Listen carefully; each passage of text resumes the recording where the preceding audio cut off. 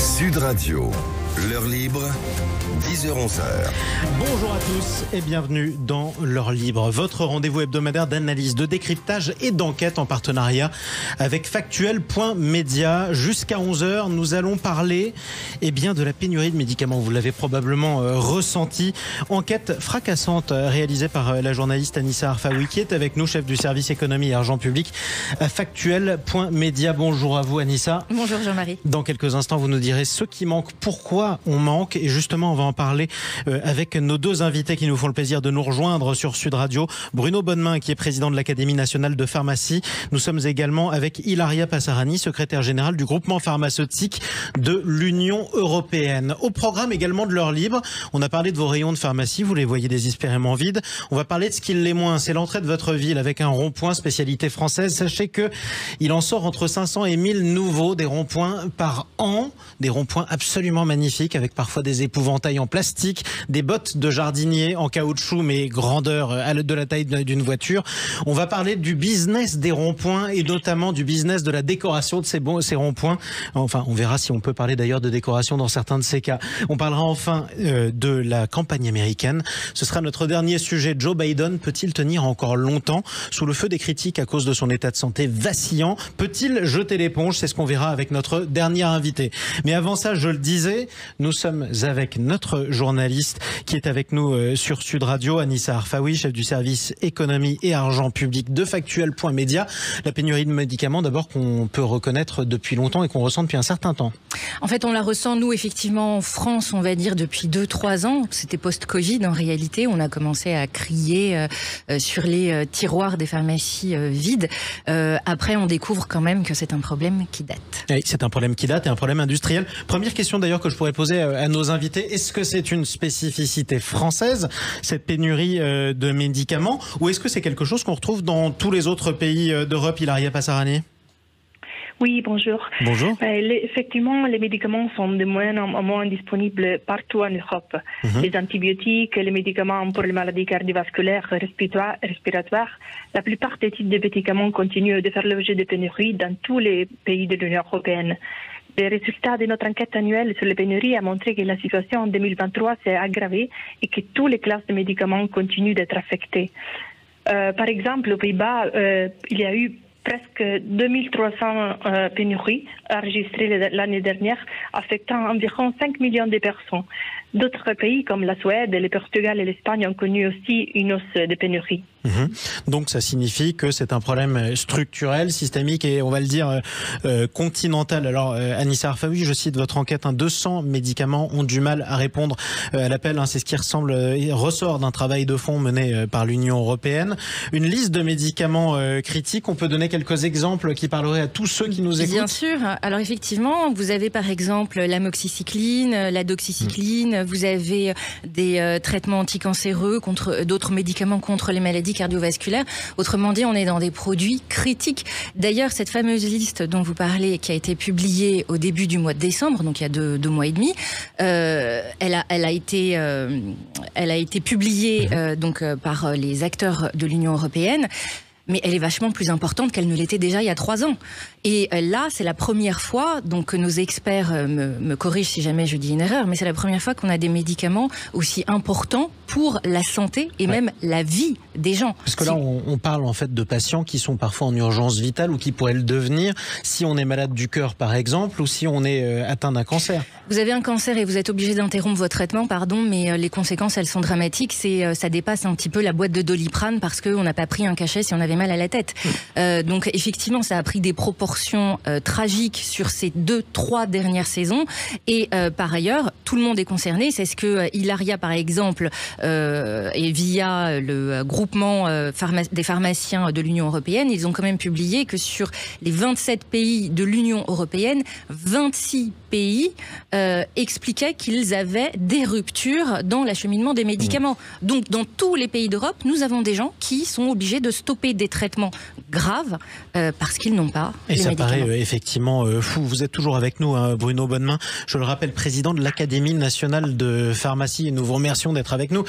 Concrètement, vos confrères pharmaciens aujourd'hui sont obligés de dire à certains de leurs patients qui sont atteints d'un cancer ou alors d'une maladie cardiaque qu'ils n'ont pas ce dont ils ont besoin. C'est ce qui se passe aujourd'hui en France, c'est ça ? Oui, tout à fait, au niveau d'ailleurs des officines, mais aussi au niveau des hôpitaux. Hein, donc il n'y a pas uniquement la pharmacie d'officine. Oui, bien sûr, ils ont ce problème-là dans beaucoup de classes thérapeutiques, et c'est pas nouveau. Vous parliez tout à l'heure de quelques années, en fait, ça fait pratiquement 10 ans qu'on voit petit à petit augmenter les ruptures, y compris sur les anticancéreux. Hein. Ça fait plusieurs années. Ça fait plusieurs années. Alors, on est sur Sud Radio, parlons vrai. Pourquoi le grand public ou nous-mêmes, les médias, les journalistes, on s'en soucie maintenant? C'est le Covid qui a été, nous a forcé à une prise de conscience, Bruno Bonnemain? Oui, je pense qu'il y a eu une prise de conscience à la fois en France et en Europe en général, depuis la crise du Covid, mais ça, encore une fois, ça existait bien avant. Ça existait donc bien avant. Alors Anissa, les pharmaciens ont déclaré passer 9h30 par semaine en moyenne, hein, c'est 3 heures de plus qu'en 2022, à chercher des solutions alternatives aux prescriptions des patients lorsqu'un médicament est disponible. C'est quoi les solutions alternatives?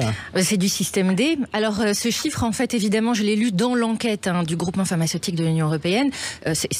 Hilaria pourra apporter des éléments là-dessus, mais grosso modo, ça s'appelle du système D, c'est-à-dire que pour réussir à pallier au manque de médicaments, on va mélanger des molécules existantes et qui y ressemblent. Ce n'est pas non plus sans conséquence. 9h30 par semaine, c'est quand même plus d'une journée de travail pour trouver des solutions pour ne pas laisser les patients mourir. Oui, c'est considérable. Hilaria Passariani, et ça pareil, pas seulement en France.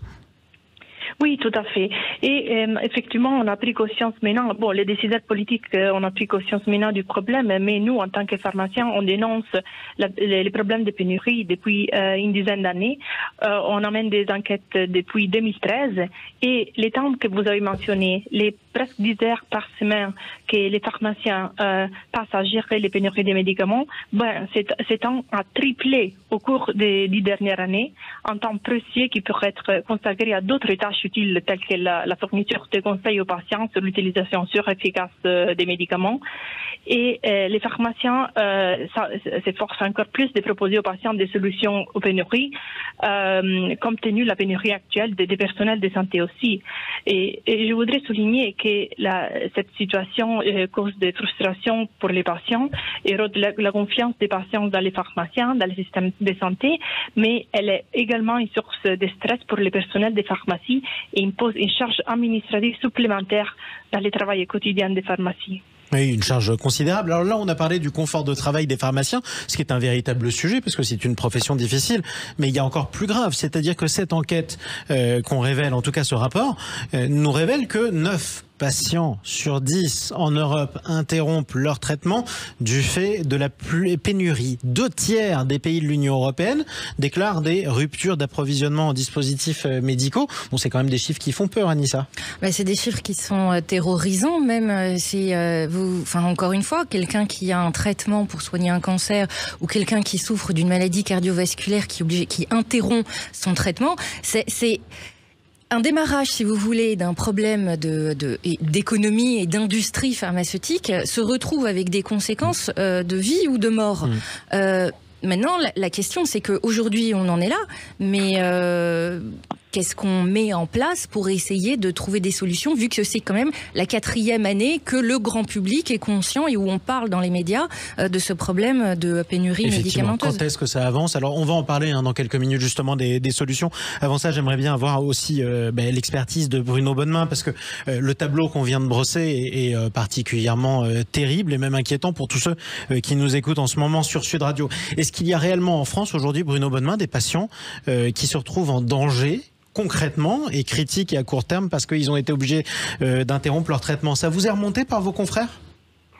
Oui, écoutez, c'est très difficile de chiffrer ce genre de choses. Effectivement, ça doit exister, mais c'est très difficile parce que d'abord, vous avez l'évolution naturelle de la maladie qui fait qu'il y a malheureusement des gens qui décèdent, par exemple, dans le cas d'un cancer, et de l'attribuer à tel ou tel événement et absence de produit, c'est très compliqué. Donc en pratique, on n'a pas cette information de façon fiable. Il n'y a pas de données, en tout cas, des témoignages ou des histoires qui vous sont remontées ou de l'inquiétude de vos confrères. Ça vous revient ou pas? L'inquiétude, oui. Les témoignages, c'est très difficile, encore une fois, de se fier à ça. Oui, c'est important justement d'en parler. Alors, on parlera dans quelques instants on parlera dans quelques instants des solutions qu'on pourrait apporter, parce que c'est une solution industrielle. Il y a pas mal de choses qu'on peut explorer. Avant ça, Anissa, on peut peut-être revenir quand même sur un état des lieux des médicaments qui sont les moins à risque, pour au moins rassurer ceux qui nous écoutent, et ceux qui sont les plus à risque actuellement de pénurie. Difficile. On y reviendra un peu plus tard dans ce cas-là. En tout cas, qu'on essaye de rassurer un petit peu les gens. Restez avec nous sur Sud Radio. On est ensemble jusqu'à 11h. C'est l'heure libre avec Factuel.media. On va parler de la pénurie de médicaments dans un instant et surtout quelles mesures politiques on peut prendre simplement pour éviter de s'embourber tout simplement dans cette pénurie de médicaments. À tout de suite sur Sud Radio. Sud Radio, l'heure libre, 10h-11h. De retour sur Sud Radio dans l'heure libre jusqu'à 11h en partenariat avec Factuel.media. On parle toujours de cette pénurie de médicaments qui touche non seulement la France mais tout le continent européen. On va vous rappeler quels sont les médicaments les plus touchés. A priori, presque tous. Parfois des anticancéreux, des médicaments qui sont là aussi pour traiter les malades, les atteints de maladies cardiaques. On va en parler dans un instant. On va aussi parler des solutions qu'on pourrait prendre justement pour endiguer ce phénomène tout simplement. Alors on en parle avec tous nos invités. Anissa Arfaoui qui est journaliste à Factuel.media. On est toujours avec Ilaria Passarani, secrétaire générale du groupement pharmaceutique de l'Union européenne. Bruno Bonnemain qui est avec nous également, président de l'Académie nationale de pharmacie. Alors Anissa Arfaoui, vous dénoncez dans votre enquête cette situation critique qu'on a évoquée avant et vous l'expliquez comment concrètement. C'est un problème industriel ? Alors évidemment, c'est un problème industriel qui trouve sa source dans les années, on va dire au milieu des années 90, où l'idée était de diminuer les coûts de production en exportant notre fabrication dans des pays étrangers et donc des pays où ça coûte moins cher. En l'occurrence, ces deux pays, c'est l'Inde et la Chine, qui produisent tout simplement 80% des molécules de nos médicaments. Et ça, encore une fois, c'est apparu, on va dire, aux yeux du grand public à la période du Covid, où lorsque les frontières ont été fermées, et ben là, forcément, en fait, on n'avait plus de médicaments parce que nous sommes totalement dépendants de la fabrication de ces deux pays gigantesques. Après, il y a aussi une chose qu'on n'avait pas envisagée auparavant et qui se constate depuis la crise Covid également, c'est que la Chine et l'Inde sont aussi deux pays qui ont modifié leur consommation de médicaments. En gros, ils en demandent de plus en plus, ce qui fait que l'offre n'est plus en adéquation avec la demande. Absolument. Si vous prenez la Chine par exemple, aujourd'hui, la Chine consomme la moitié de la production d'antibiotiques mondiale. C'est quand même un chiffre rocambolesque. Du fait de sa population considérable et vieillissante en plus. Alors vieillissante, après ils ont changé leur façon de consommer des médicaments. Avant ils n'en consommaient pas. Maintenant, c'est un autre sujet, mais il serait intéressant de savoir comment ils vivent pour qu'aujourd'hui ils soient aussi malades que nous. Néanmoins, ils consomment beaucoup de médicaments aujourd'hui. Donc la Chine exporte moins. Ça c'est une modification qu'on n'avait pas prévue peut-être au moment où nous avons exporté notre production dans ces pays-là. Pour ce qui est de l'Inde, l'Inde aussi avait fait un coup d'éclat au moment du Covid lorsqu'elle a moins exporter sa production de paracétamol pour la préserver pour ses habitants, ce qui paraît absolument élémentaire. Ça soulève simplement le problème. Nous, dans ce cas, qu'est-ce qu'on fait ? C'est-à-dire, qu'avons-nous fait en déléguant à ce point notre santé et qu'est-ce qu'on doit faire aussi maintenant pour nous adapter à leur nouveau modèle, à eux aussi. C'est ça. Ou alors reproduire, en tout cas, on est avec nos invités, je le rappelle, Ilaria Passarani, qui est secrétaire générale du groupement pharmaceutique de l'Union européenne. Vous n'êtes pas là, évidemment, pour parler politique. Ilaria Passarani, d'abord, sur le constat, est-ce que tous les pays européens ont finalement délocalisé leur production de médicaments ou pas ? Oui, ce sont l'industrie pharmaceutique qui sont des entreprises au niveau global qui ont délocalisé et ça a un impact dans tous les pays européens et dans le monde entier en fait. Et c'est, comme Anissa a très bien expliqué, la nature de plus en plus mondialisée de la fabrication pharmaceutique qui nous amène à ce problème de pénurie. Mais il y a aussi d'autres éléments comme des stratégies de prix à la fois trop bas ou trop élevé, et des changements de la demande. Effectivement, de la demande aussi dans des pays comme la Chine, mais un changement de la demande aussi au sein de l'Union européenne, lié à des facteurs plus comme l'évolution démographique. Ouais. Mais aussi à des facteurs court terme, tels que l'appel d'offres, par exemple, ou les pics d'infection virale chez les enfants, comme on a eu au début de l'année passée, liés à la pénurie des antibiotiques pour enfants. Effectivement, et alors ça c'est des périodes de grosses demandes ponctuelles qui fait que si on n'a pas beaucoup de stock, on se retrouve dans une situation de crise aiguë, quoi, c'est ça ? Oui, c'est ça. Exactement. C'est ça. Et alors, il faut mieux planifier, il faut utiliser mieux des études épidémiologiques pour avoir une meilleure idée de la demande et pour faire face à des pics d'infection, par exemple. Ça veut dire qu'on est tout le temps à flux tendu actuellement et qu'on est en situation de pénurie, donc on n'a plus de stock et on peut plus faire face, en gros, aux périodes les plus difficiles. Après, moi, Anissa, je suis un peu terre à terre, parce que si vous me dites, après tout, bon, on a délocalisé la production, ça devrait pas m'empêcher de recevoir les médicaments. Qu'on les produise en France ou en Chine, si on en produit autant, normalement, il y en a suffisamment pour moi. Donc, pourquoi on n'arrive pas à faire augmenter la production, que ce soit en Chine ou en France ? Alors, effectivement, Hilaria, par exemple, a parlé des tarifs. Déjà, il y a une chose, effectivement, c'est que nous sommes en concurrence les uns avec les autres concernant les tarifs. Il faut reconnaître que la France, et du fait de la sécurité sociale et du fait que nos médicaments soient remboursés, nous achetons les médicaments à bas prix. Si vous nous comparez à un pays comme la Suisse achète, je crois, 4 fois le prix de nos produits.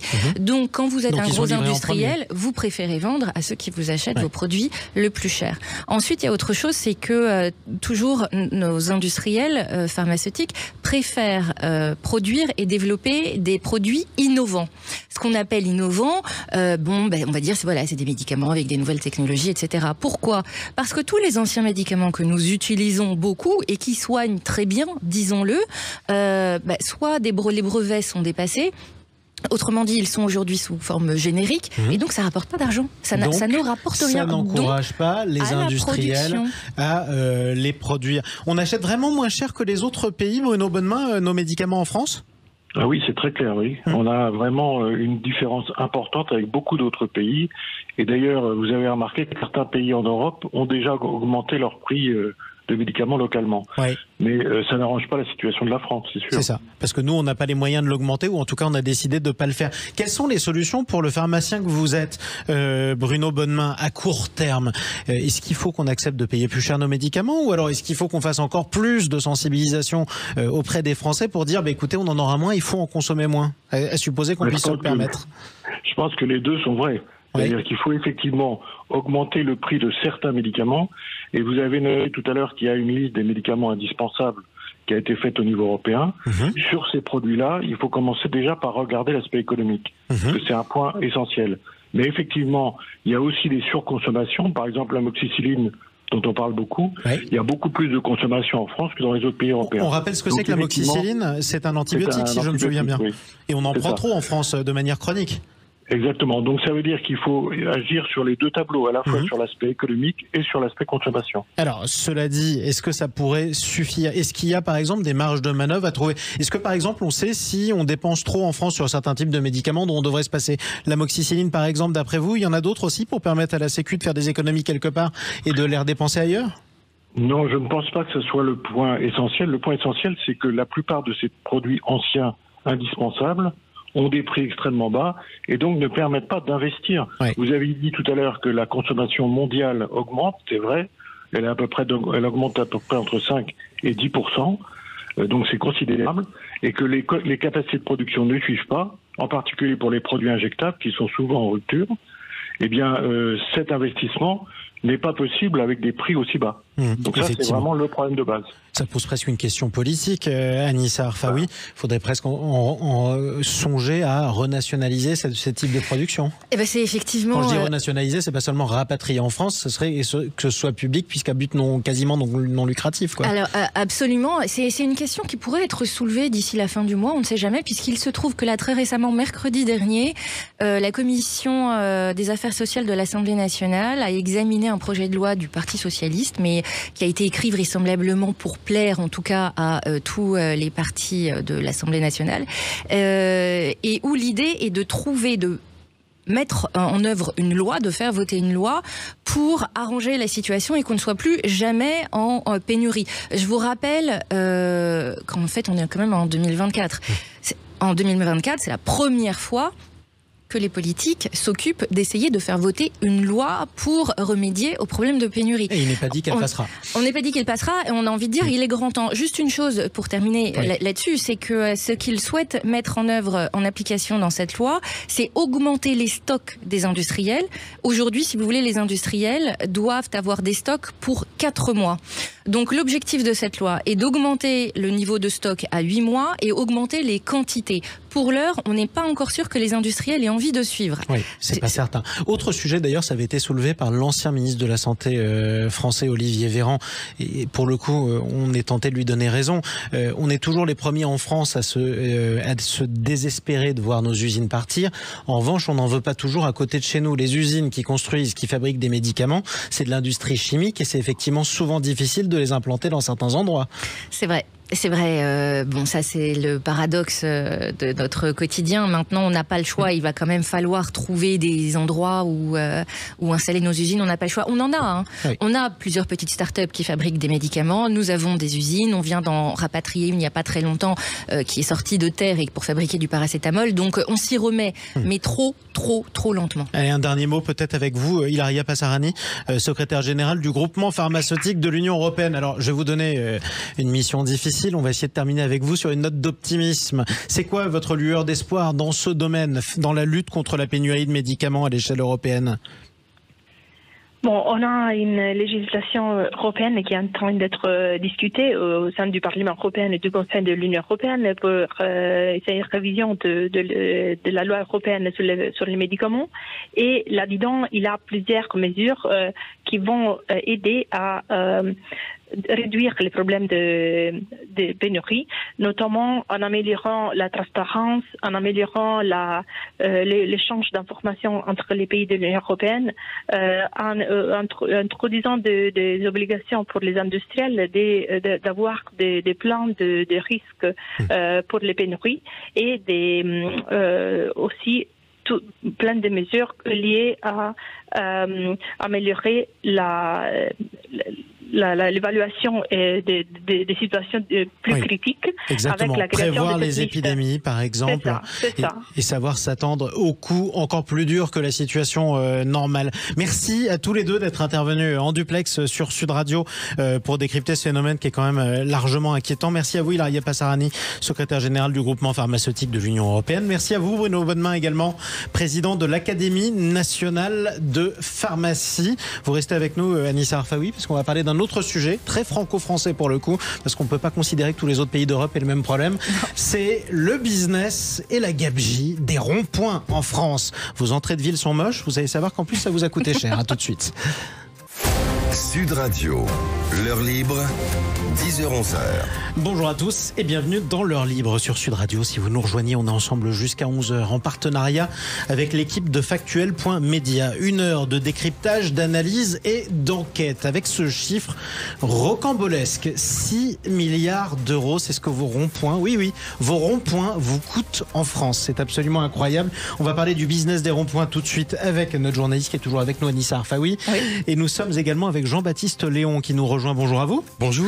Vous êtes directeur de publication à l'association Contribuables Associés, déjà mobilisée depuis un certain temps sur la gabegie, ou plutôt contre la gabegie des ronds-points. Alors un petit peu d'histoire d'abord, parce que dans l'enquête de votre journaliste Chloé Lafayette dans Factuel.media, on apprend 2 ou 3 choses qu'on ignorait complètement. Il y a ce chiffre, 6 milliards d'euros, c'est déjà considérable. Le nombre, 500 et 1000, entre 500 et 1000 nouveaux ronds-points tous les ans en France. Mais alors, moi, ce qui m'a le plus interloqué, c'est que finalement, le tout premier rond-point en France, on l'a conçu en 1976, c'était à Quimper, en Bretagne, et on appelait ça un rond-point à l'anglaise. Bon, le moins qu'on puisse dire, Anissa, c'est que c'est devenu une spécialité bien française. Hein. C'est une spécialité française. Près de 40 ans après. Absolument, mais en fait, c'est né même au XVIIe siècle, et au XVIIe siècle, à l'entrée des châteaux, on on appelait ça des ronds de bienvenue pour éviter que les carrosses se croisent. Donc il s'agit vraiment d'une spécificité, d'une invention française. Ensuite, qui a été un petit peu modifiée, la version anglaise s'appelle donc les ronds de bienvenue. Oui. Et en 1976... Les roundabout en Angleterre, si je me souviens bien, je crois. Exactement, vous êtes bilingue. Exactement. Et effectivement, c'est à Quimper que le premier a vu le jour. Et ça, c'est quand même incroyable. Alors, on va parler du budget, on va parler de l'argent, on va parler aussi de l'esthétique, parce que certains sont bien faits, mais d'autres, on va le dire, franchement, sont moches. Et en plus, ils nous coûtent cher. D'abord, cet argent, on va revenir avec vous sur les faits, Anissa Arfaoui. Le prix, 6 milliards d'euros, qui les paye ? Ah ben, le contribuable. Alors c'est en mais... partie les communes, les départements et l'État.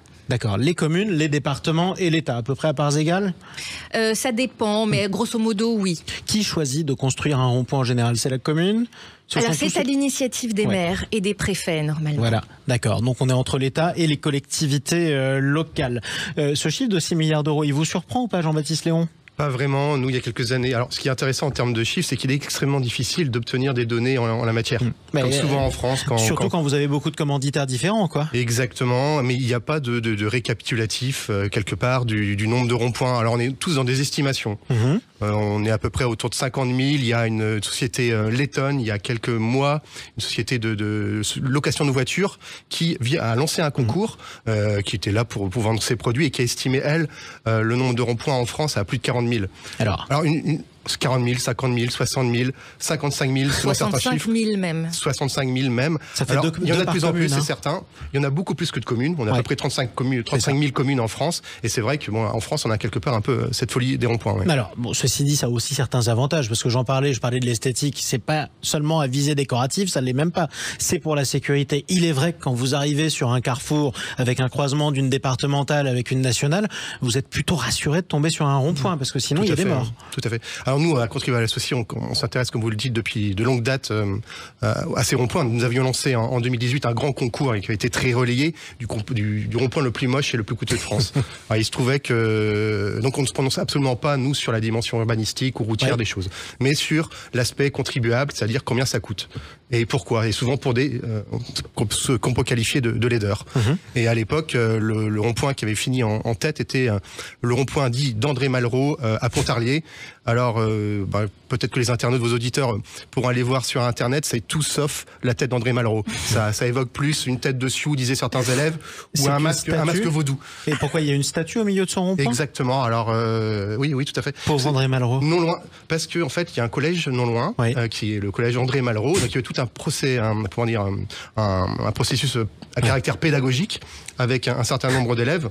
Mais le jour de l'inauguration, 2 jours après, dans la presse locale, il y avait des témoignages en fait de conducteurs qui avaient eu des accidents. Pourquoi étaient assez surpris encore une fois de la tête de ce... Faut le voir, hein, ça fait vraiment peur. Il y a eu des témoignages de mamans qui disaient que leurs enfants leur demandaient de faire un détour parce que passer par le rond-point, ça les traumatisait avant d'aller à l'école. C'est dire si ce pauvre André Malraux a été il est pour rien. Effectivement, enfin, je ne sais pas si vous avez envie de rester à la postérité, de donner votre nom à un rond-point, c'est comme un tunnel. Il y a des voiries un petit peu plus prestigieuses. Au-delà de ça, ça peut être pratique malgré tout. J'aimerais qu'on vienne sur un chiffre. Est-ce que vous, Anissa ou Jean-Baptiste Léon, vous pouvez me dire en moyenne la fourchette de prix d'un rond-point classique, c'est quoi ? Ça peut aller jusqu'à 1 million d'euros. Voilà, nous on l'avait évalué entre 100 000 et 1 million d'euros, mais ça dépend de beaucoup de choses. Effectivement, il y a la dimension statuaire, ornementale, on va y revenir, qui peut coûter très cher ou pas. Puis après, il y a tout l'aspect vraiment urbanistique, routier. Certains ronds-points peuvent monter jusqu'à 4 millions, 5 millions, parce qu'il y a des embranchements, etc. C'est ça. Parfois, vous avez des ronds-points considérables avec une dizaine de voies qui arrivent sur ce rond-point. On peut considérer logiquement que ce soit plus cher. Mais on parlait de l'ornemental, on parlait de l'esthétique. En gros, c'est moche, nous disait Jean-Baptiste Léon. Ça coûte combien ? Est-ce qu'on a une idée des dépenses, du montant des dépenses annuelles ornementales sur ces fichus ronds-points ? 2 milliards. C'est-à-dire que sur les 6 milliards que nous allouons aux ronds-points par an, il y a 2 milliards pour l'ornementation, pour la décoration. 2 milliards d'euros pour les statues, ces fameuses œuvres d'art, ces œuvres, on va dire. Alors parfois, ça peut être des buissons taillés en certaines formes, c'est du jardinage aussi, ça fait partie du budget, je suppose. Alors ça, c'est plus dans l'entretien, c'est-à-dire que effectivement, parfois c'est végétalisé, mais en tout cas, on va dire que quand vous avez cette fameuse statue d'André Malraux, là, on est dans les millions, on est plus proche des grosses sommes. Donc en fait, 2 milliards d'euros pour l'ornementation, la végétalisation et ces fameuses œuvres d'art qui viennent embellir ou au contraire amocher un rond-point. Qui les réalise, ces œuvres? Des artistes, des artistes. Alors là, c'est un petit peu sombre, c'est un peu opaque. Pour certains renommés d'ailleurs. Oui, même pour certains très renommés et qui prennent beaucoup d'argent par ailleurs là-dessus. Maintenant, on n'est pas sûr qu'il y ait vraiment des appels d'offres. C'est un peu sombre. Disons que la façon dont les artistes sont choisis, ça reste un peu opaque pour le moment. Sachant qu'on a tous, on est tous rentrés en voiture dans une ville en France. Parfois, c'est aussi les jardiniers municipaux qui s'amusent à tailler des buissons. On peut faire de très jolies choses à moindre coût. De très bonnes choses à moindre coût aussi. Exactement. Ça s'est vu aussi, récemment, par rapport au rond-point, il y a quelque chose qui s'est passé, c'est du côté de Perpignan. Voilà, c'est le rond-point qui était deuxième après le fameux rond-point André Malraux. Ça s'appelait c'est le cadran d'or en fait. Imaginez, c'est un cadran solaire. Un cadran solaire mais gigantesque, avec une flèche de 35 mètres de haut. Donc c'est un réel cadran solaire. 35 mètres de haut. Oui, tout à fait, pour indiquer, donc pour donner de l'heure solaire. Le problème, c'est quand vous roulez en voiture, vous voyez pas grand-chose à part la flèche. Donc en gros, le cadran solaire, il vous sert si vous êtes en hélicoptère ou en avion au-dessus. Et donc ce rond-point construit en 2014 a coûté un peu plus de 300 000, 350 000 euros. Dans une ville comme Perpignan, qui n'allait pas, qui va pas pour le mieux. La ville la plus riche de France, malheureusement, d'ailleurs, pour tous les Catalans qui nous écoutent sur Sud Radio. Donc ça nous donne une idée, effectivement. Et en 2019. Le moment Gilets jaunes. Les Gilets jaunes avaient l'habitude de se réunir auprès des ronds-points et notamment auprès de celui de Perpignan. Il y a eu quelques méfaits de commis. Le rond-point, la statue, le cadran solaire a été abîmé. Il a été démonté. Fin janvier de cette année, le conseil d'agglomération de la métropole de Perpignan a décidé de ne pas remonter le fameux rond-point qui avait été démonté donc suite à l'affaire des Gilets jaunes. Au final, ça va coûter très cher à la métropole parce que la métropole n'avait pas classé ce rond-point en tant qu'œuvre d'art, mais en tant que mobilier urbain. Ce qui fait que sur un coût de 300 000, 350 000 euros du rond-point, la métropole ne va toucher que 60 000 euros des assurances parce que le contrat avait été mal déclaré. En plus, ça coûte plus cher, c'est-à-dire que ça coûte tout aussi cher finalement de devoir recycler, démonter ce cadran et le recycler que la construction du rond-point en soi. Oui, donc ça peut paraître quand même assez curieux et saugrenu. Et sachant que l'artiste en question, l'artiste qui a construit ce cadran solaire, va toucher également à des dédommagements de 60 000 euros pour atteinte à son œuvre. Ce qui est logique d'ailleurs, d'un point de vue légal, c'est son œuvre après tout, et personne n'est là pour juger cela. Au-delà de ça, revenons quand même sur une chose. Qui choisit les artistes? Parce qu'on a dit qu'on ne savait pas qui les payait, que c'était compliqué, mais à un moment, il y a bien quelqu'un qui se dit, dans le processus, je préfère le cadran solaire au portrait de Malraux. Donc, comment ça se passe? Est-ce que vous avez des appels à candidature? Est-ce qu'on arrive à savoir comment ça fonctionne? Alors, là-dessus... ce que je sais, c'est que c'est assez difficile de savoir précisément pourquoi tel ou tel artiste sera sélectionné. Néanmoins, ce que je sais, est-ce que Chloé l'a fait d'un point de vue esthétique, après tout. Absolument. Bon, après, quand il s'agit d'œuvres qui coûtent aussi cher, peut-être que ça pourrait être discuté en conseil. En tout cas, Chloé Lafetter, qui est donc la journaliste qui a écrit cette enquête pour Factuel Média, elle a contacté Jean-Luc Play. Jean-Luc Play, c'est l'artiste le plus célèbre des ronds-points en France, puisqu'il en a signé une quarantaine tout de même. Jean-Luc Play a reconnu qu'il était, je cite, je me permets, « Je suis un bureau d'études gratuit, je fais des propositions, des dessins, un devis et je reste propriétaire de mes œuvres. Ce sont mes idées matérialisées par mon équipe et moi. On n'abuse pas des prix, parce qu'on sait que les petites communes ne sont pas riches, mais en gros, il décroche son téléphone, il appelle les municipalités, il leur fait une proposition et il fait bureau d'études. C'est-à-dire que c'est un forfait all-inclusive. On peut le remercier d'ailleurs pour sa transparence. Pour sa franchise, sa transparence, son honnêteté, effectivement. Il explique comment il fonctionne. Bon, je vous rappelle encore une fois qu'il a signé 40 créations ornementales. 40 créations sur, on le rappelle, 65 000 à peu près. Donc, c'est pas non plus, tous les ronds-poins sont pas de Jean-Luc Play. Mais en tout cas, effectivement, c'est très intéressant. Il les aide, il déclare les aider même à déposer les dossiers pour les subventions. Et voilà. Ce que je veux dire par là, c'est que il y a des artistes et puis peut-être qu'il y a aussi des hommes d'affaires. Des hommes d'affaires, artistes aussi, bien sûr, mais c'est un petit côté homme d'affaires. Mais tout le monde doit gagner sa vie aussi. Absolument. Après tout, si vous êtes spécialisé, on peut estimer que les artisans de la cathédrale Notre-Dame, par exemple, étaient payés pour leur œuvre et que c'était leur métier. Jean-Baptiste Léon ? Oui, la chose étant parfois financée, souvent financée d'ailleurs via un dispositif d'État qui est le 1% artistique en fait. Pour toute création contemporaine d'art, il y a ce pourcentage-là qui va à l'œuvre et notamment donc certaines statuaires de rond-point sont financées par ce dispositif étatique. Ce qui est logique d'ailleurs dans le pays d'André Malraux pour boucler la boucle de ce débat. En tout cas, j'espère que j'aurai donné d'idées à personne en parlant de gargouilles parce que il y en a certains qui seraient capables de mettre une énorme gargouille en caoutchouc sur un rond-point quelque part en France. Il faudrait faire l'enquête. Merci à vous. En tout cas, attention à la priorité sur le rond-point. N'oubliez pas, ce n'est pas un stop à l'entrée d'un rond-point quand vous arrivez en voiture. Ce sont des pointillés avec un cédé le passage. Si une voiture est engagée sur le rond-point, vous vous arrêtez. S'il n'y a personne, vous pouvez passer. Vous n'êtes pas obligé de vous arrêter. Ça, c'était l'automobiliste impatient qui vous le disait. Quoi qu'il en soit, merci Jean-Baptiste Léon. Merci à vous Jean-Marie. Directeur de publication à Contribuables Associés. Merci Anissa Arfaoui, chef du service économie à Factuel.media. À suivre sur Sud Radio dans l'heure libre, on va parler des États-Unis. Je ne sais pas s'il y a beaucoup de ronds-points là-bas, mais en tout cas, il y a une campagne électorale assez ubuesque. L'ancien président des États-Unis qui affrontera son successeur. Est-ce que Joe Biden peut tenir longtemps? Est-ce qu'il va jeter l'éponge? C'est la question qu'on va poser à notre invité Gérald Olivier dans un instant. Joe Biden, de plus en plus critiqué à cause de son état de santé chancelant. À tout de suite sur Sud Radio.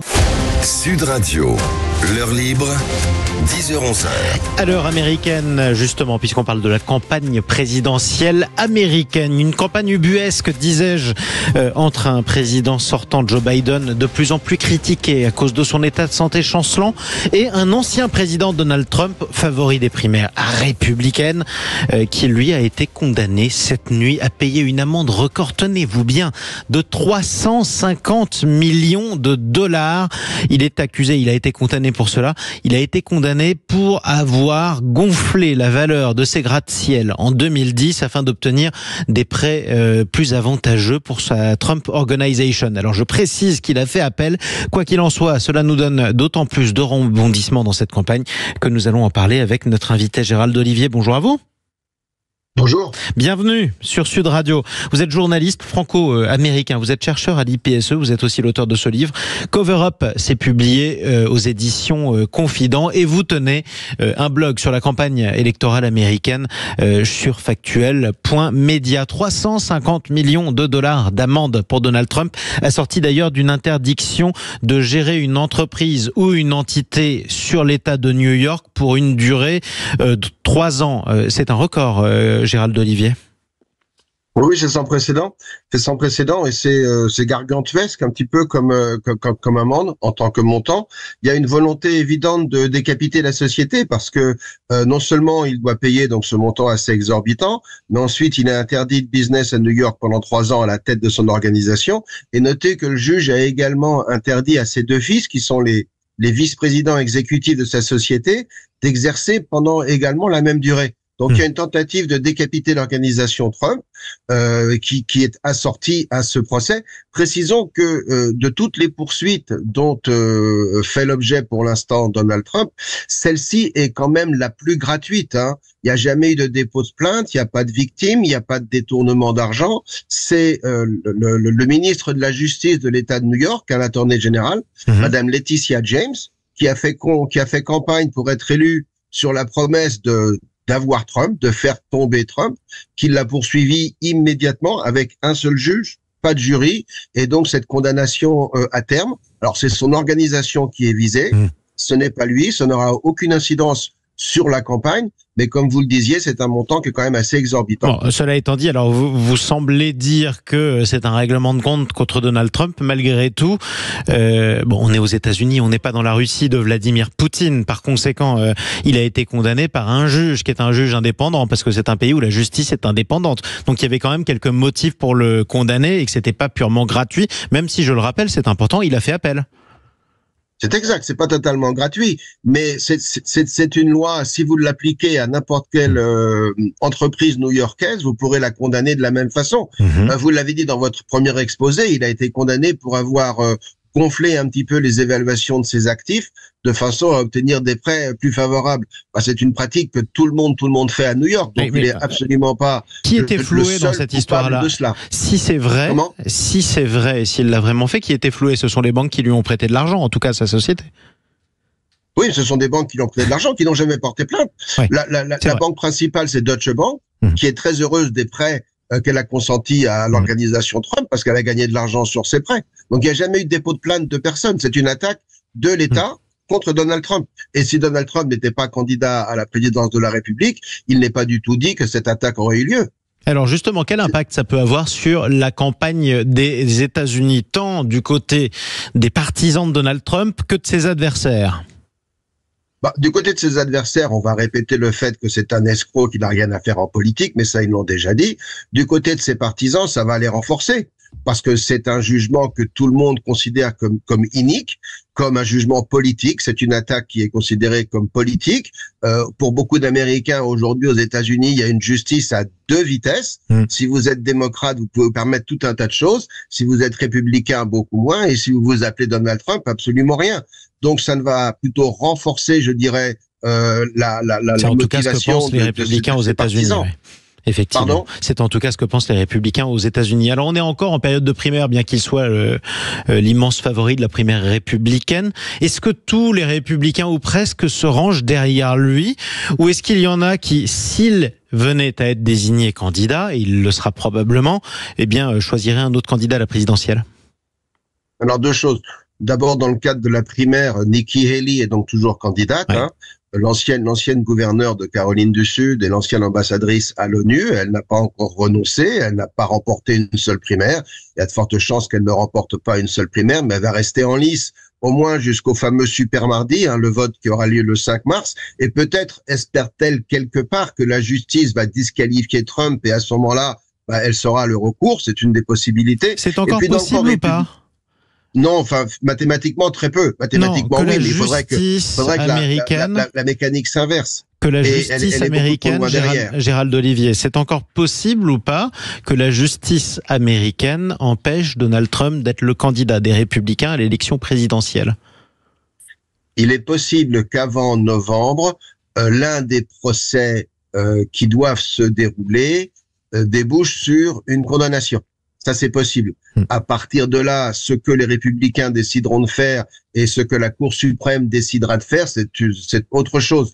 Je rappelle que la Constitution des États-Unis n'empêche pas une personne qui a été condamnée par la justice de se présenter à la présidence de la République. Donc, pour moi, ça n'aura pas d'incidence. Non. Maintenant, techniquement parlant, les affaires sont en cours et certaines, il y a pas mal, notamment l'affaire qui concerne les événements du 6 janvier, celle qui est menée par le procureur indépendant Smith, celle-là, il essaye beaucoup de faire que le procès ait lieu avant l'élection, parce qu'il veut une condamnation, en espérant que ça disqualifiera Trump. Effectivement. Alors ça, il est dans son rôle de procureur et ce sera ensuite à la justice, il faut le rappeler, de trancher. Quoi qu'il en soit, parlons maintenant de son adversaire. Je le disais, Donald Trump, grandissime favori de la primaire républicaine. On en parle très peu, mais il y a une primaire démocrate qui se passe en ce moment, même si Joe Biden, le président en exercice qui se représente, est plus qu'immense favori chez les démocrates. Oui, vous avez raison de le dire. Il y a une primaire officiellement. Enfin, elle n'est là que pour la forme d'une certaine façon. Vous avez 2 candidats qui s'opposent officiellement à Joe Biden. La première, c'est une dame dont personne n'a entendu parler qui s'appelle Marianne Williamson. La seconde, c'est un représentant du Minnesota qui s'appelle Dean Phillips. Mais ils n'ont absolument pas réussi à être entendus. Et pour beaucoup de démocrates, c'est Biden qui sera le candidat. Effectivement, ce sera lui. Mais pourtant, il semble lessivé, essoré ou alors épuisé. Joe Biden qui est sous le coup des critiques, notamment après un rapport qui parle de sa santé, un homme âgé avec une mauvaise mémoire. Joe Biden qui a multiplié les gaffes, parfois les trous de mémoire, qui a confondu Emmanuel Macron avec François Mitterrand, le président de l'Allemagne, avant de se reprendre, évidemment. Est-ce qu'il est possible que Joe Biden se retire? Ce serait un coup de théâtre. Alors, c'est ce à quoi travaillent certains démocrates. Parce que le souci des démocrates, si vous voulez, c'est que donc Biden est le candidat légitime. Et d'ailleurs, il se présente, il y a un processus qui fait qu'il va devenir candidat. Mais tous les sondages indiquent que s'il est candidat, il va perdre. et un certain nombre de démocrates préféreraient que ce ne soit pas Donald Trump qui soit réélu, quitte à ce soit quelqu'un d'autre que Joe Biden. Simplement, pour que ce ne soit pas Joe Biden qui soit candidat, il faut qu'il renonce de son propre chef. Et pour l'instant, il n'en a pas du tout l'intention. C'est ça. Donc, il y a cette fameuse possibilité d'invoquer le fait que il est pas trop vieux, mais il est surtout trop faible. Il a 81 ans, mais comme vous le dites, il a des trous de mémoire, il a des problèmes intellectuels, il a ses facultés acquitives sont en baisse. C'est d'ailleurs ce qu'a signalé le rapport auquel vous faisiez allusion. Donc, dans le camp démocrate, en coulisses, vous avez un certain nombre de gens qui s'activent pour essayer de faire qu'il se retire de lui-même, qu'il renonce. Et en un mot, ce sera le mot de la fin assez brièvement, Gérald Olivier. Joe Biden est donné assez nettement battu par Donald Trump dans les sondages, bien que l'année de l'élection de Donald Trump, faut le rappeler, c'était Trump qui était donné battu. Donc on peut avoir des surprises. Quoi qu'il en soit, qui serait, déclaré ou non d'ailleurs, le meilleur candidat démocrate pour espérer battre Donald Trump ? Vous avez deux personnes qui attendent qu'on leur ouvre la porte. C'est le gouverneur de Californie qui s'appelle Gavin Newsom et la gouverneure du Michigan qui est une dame qui s'appelle Gretchen Whitmer. Et il serait possible que vous ayez un ticket Gavin Newsom Whitmer. Maintenant, il faut pas oublier une troisième personne, c'est Kamala Harris. C'est-à-dire que techniquement, si vous éliminez le numéro 1, c'est la numéro 2 qui monte. Or, elle est actuellement la vice-présidente. Voilà, elle est vice-présidente en exercice, elle a été élue avec Biden en 2020, elle serait prétendante au premier rôle si Biden se retirait. Et justement, quand ce ne serait pas un cadeau pour les démocrates au passage. Oui, voilà, parce que quand on en arrive à dire qu'il ne faut pas oublier quelqu'un, c'est que la personne avait justement tendance à se faire oublier alors même qu'elle était dans d'autres responsabilités. Est-ce une bonne candidate? C'est une autre question. Merci beaucoup pour ces éclairages. Gérald Olivier, journaliste franco-américain. Je rappelle votre ouvrage Cover Up, c'est publié aux éditions Confident et puis on peut suivre vos analyses sur votre blog sur factuel.media. C'est la fin de l'heure libre. Vous retrouverez Stéphane Simon qui reviendra évidemment samedi prochain de 10h à 11h sur Sud Radio. Évidemment, tout de suite, on accueille l'homme qui prend la suite et qui prend la route. C'est Jean-Luc Moreau. On parle auto avec vous et Laurence Perrault, juste après les infos de 11h. Bonjour Jean-Luc. Bonjour Jean-Marie. Au programme aujourd'hui. Alors on va parler des vols de voitures. On en a parlé abondamment cette semaine d'ailleurs à l'antenne de Sud Radio. Mais on se penchera surtout sur où vont ces voitures, quelles voitures sont volées et pourquoi est-ce qu'il y a une augmentation des vols de voitures. Quelles sont les voitures qu'on vole le plus en France? On va en parler en tout cas. À tout de suite avec Laurence Perrault sur la route. On parle auto. Jean-Luc Moreau, Laurence Perrault. C'est juste après les infos de 11h. Bonne journée.